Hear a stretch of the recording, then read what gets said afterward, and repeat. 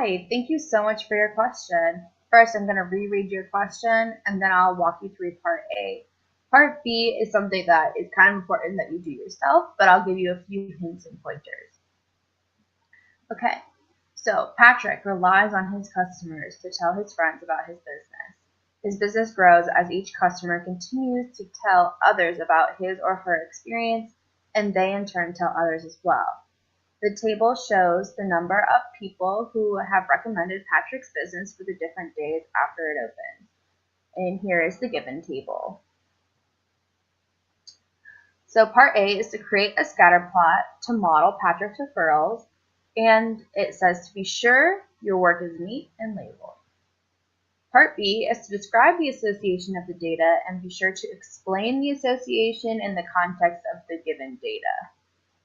Okay, so I went ahead and made the backbones of my scatter plot, and I plotted a few points to kind of speed this process along. So over here, I have transferred the data kind of into a linear data set, just so I don't have to keep going back and forth between slides. So the y-axis is labeled by tens, and I only wrote every 20 in there because of my large handwriting. And then the x-axis goes up by half days, and then again I only wrote every other because of my large handwriting. And I also like to fill up the plot space, so that's another reason why I skip every other line. So I went ahead and plotted the first 3 points. As you can see, they're all really close in numbers, especially with the scale I had chosen. So it's important to show that they are increasing in number, and keep them fairly accurate.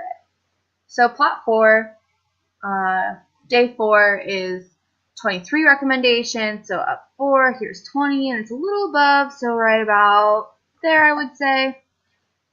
Let's kind of get a bigger point. So day 5, 28, which is right about here.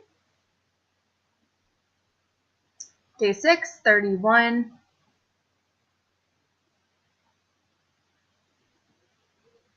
And I forgot to skip.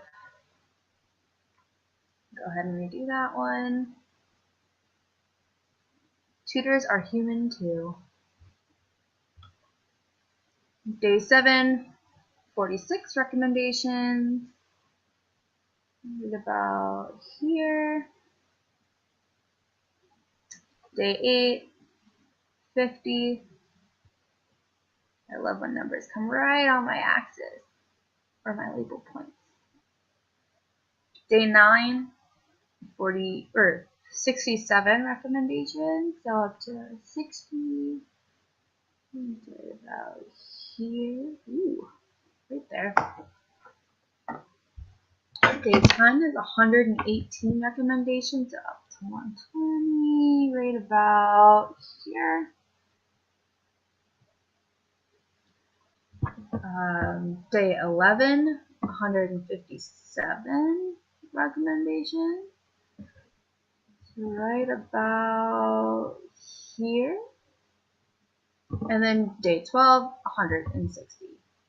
Again, perfect, right on my label points. Right. Oops.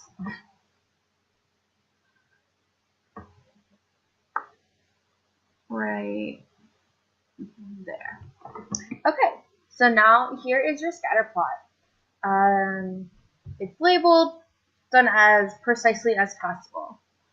So now I'm going to connect the dots to see if I see a trend. So I changed colors so I can see both my plots in a line. So let's connect these dots. Fun game that I used to play when I was little, and would get some fun shapes, right? Dot, dot, and around. Ooh.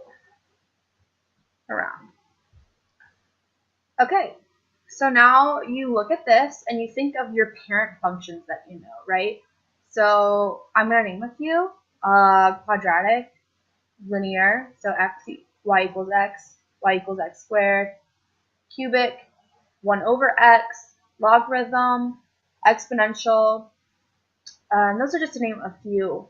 So you want to think of those parent functions and then figure out which one best describes the line you created.